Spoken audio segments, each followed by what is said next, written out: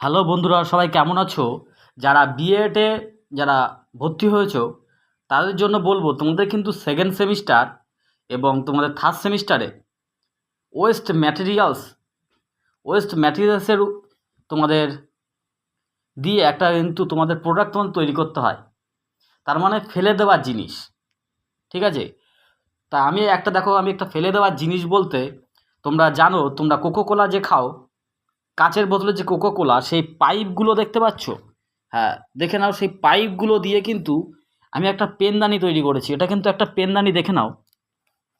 পিছনে দেখতে পাচ্ছ পাটকাঠি দিয়েছি, পাটকাঠি দেখতে পাচ্ছ পিছনে, এর পিছনে কিন্তু পাটকাঠি দেওয়া, ঠিক আছে? দেখে নাও, দেখতে পাচ্ছ?